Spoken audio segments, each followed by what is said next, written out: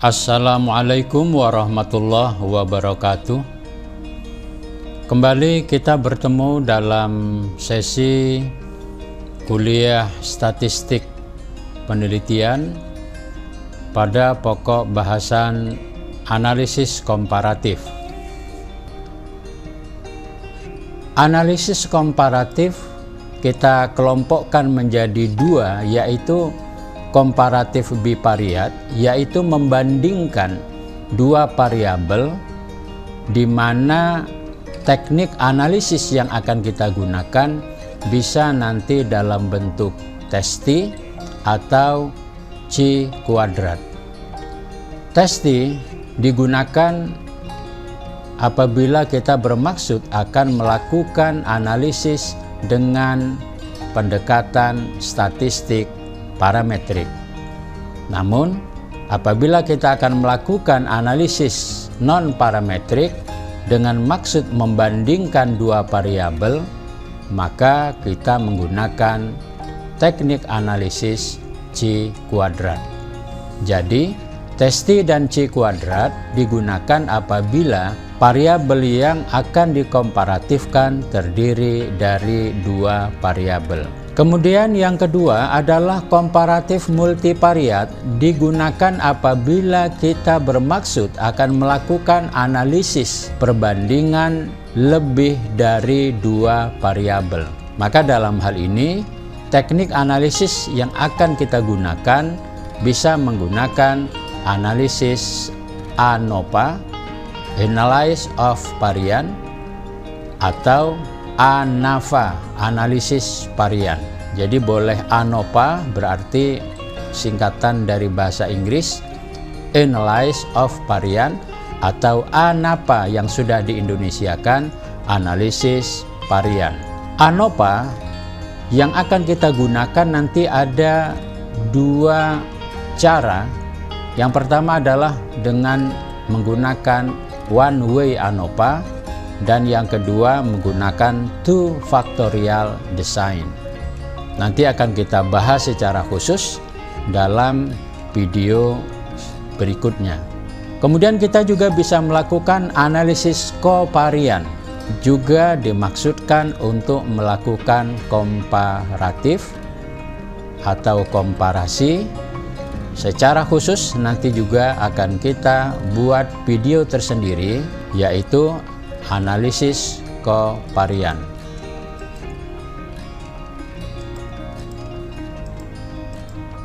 Testi adalah teknik analisis yang kita gunakan untuk statistik parametrik dengan membandingkan dua variabel.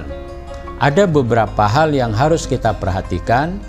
Pertama, data yang akan dikomparatifkan adalah data yang bersifat kontinu, yaitu data rasio atau data interval dengan data kategorik.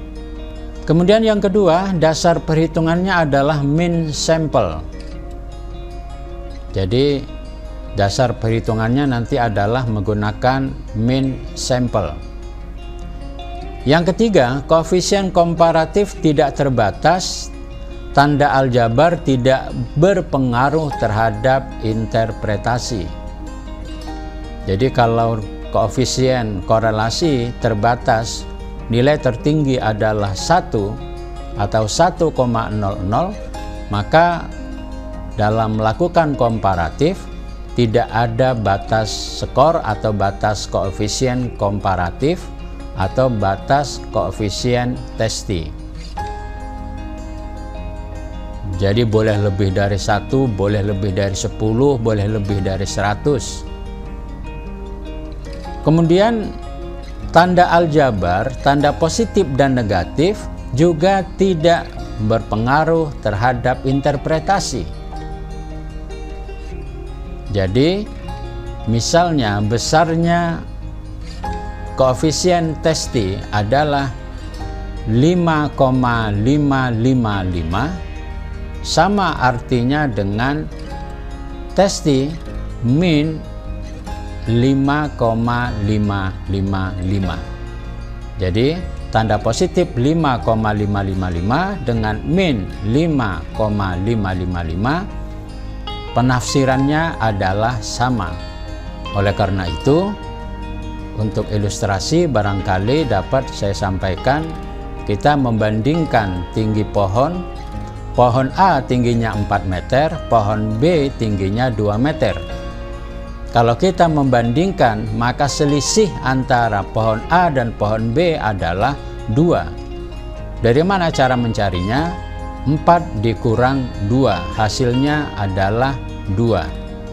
Tapi kita bisa juga mengetahui selisih antara tinggi pohon A dan tinggi pohon B adalah dengan cara pohon B 2 dikurangi pohon A 4. Jadi 2 dikurang 4 sama dengan min 2. Maka cara pertama dengan menghasilkan positif 2, dengan cara kedua menghasilkan min 2, maka dua angka ini memiliki penafsiran yang sama, yaitu apabila kita bermaksud membandingkan tinggi pohon A dan tinggi pohon B adalah 2. Jadi selisihnya, bedanya adalah 2 meter.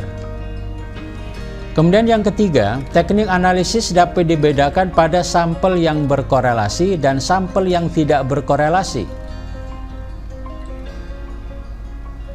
Sampel yang berkorelasi adalah apabila sampel yang akan dikomparatifkan itu diambil dari subjek yang sama.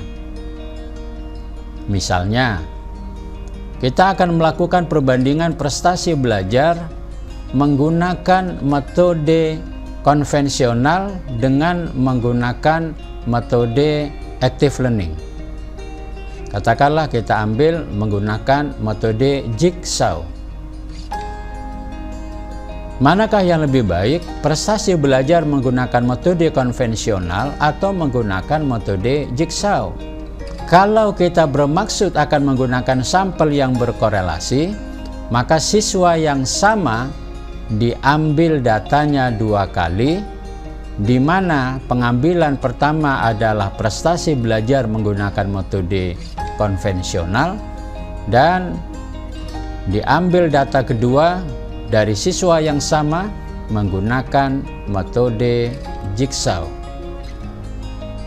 Maka sampel yang berkorelasi maksudnya adalah data variabel yang akan dikomparatifkan diambil dari subjek yang sama. Sedangkan sampel yang tidak berkorelasi adalah data variabel yang akan dikomparatifkan diambil dari subjek yang berbeda. Misalnya, metode konvensional diambil dari kelas A, kemudian metode jigsaw diambil dari kelas B, di mana subjek penelitiannya berbeda. Namun tentunya kelas A dan kelas B harus dirancang, dikondisikan supaya memiliki karakteristik yang sama, sehingga kalau terjadi perbedaan prestasi belajar lebih disebabkan karena metode pembelajaran yang membedakannya. Kemudian yang kedua adalah teknik analisis chi-kuadrat atau chi-square. Apabila kita akan menggunakan chi-square atau chi-kuadrat, ini adalah teknik analisis yang termasuk tes statistik non-parametrik. Tentu hasilnya tidak sebaik menggunakan tes T. Kemudian yang kedua, data berbentuk kategorik dan data diskrit. Kemudian yang ketiga, kesimpulan yang dihasilkan dengan menggunakan chi-kuadrat belum memuaskan. Apa sebabnya? Karena teknik komparatif dengan menggunakan chi-kuadrat termasuk kategori statistik non-parametrik. Kemudian sampel dipilih secara random. Teknik analisis chi-kuadrat yang akan kita gunakan nanti ada beberapa cara.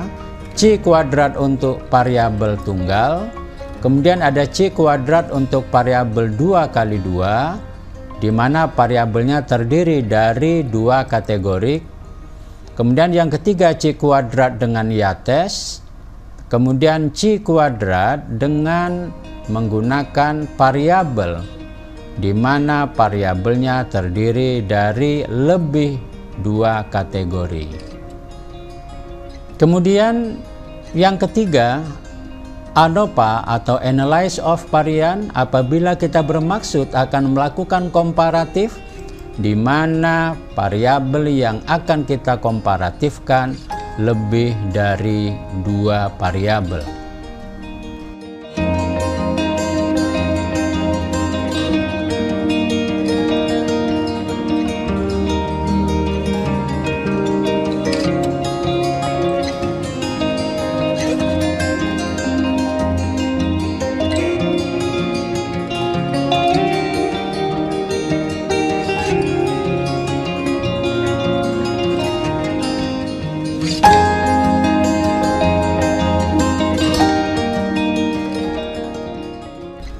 Di samping itu, bisa juga nanti kita menggunakan ANACOVA, analisis kovarian, dalam rangka untuk melakukan analisis komparatif multivariabel.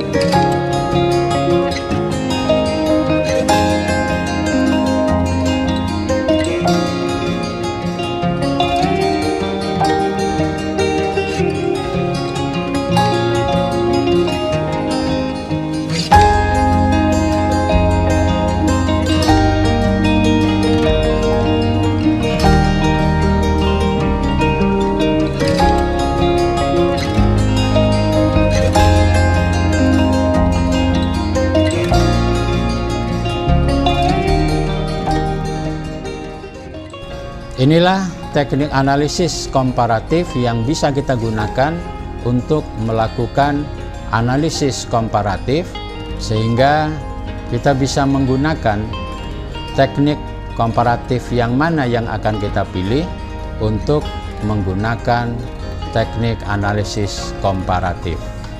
Terima kasih atas perhatiannya, lebih dan kurang mohon maaf. Sampai jumpa pada video berikutnya. Billahi taufiq wal hidayah. Assalamualaikum warahmatullahi wabarakatuh.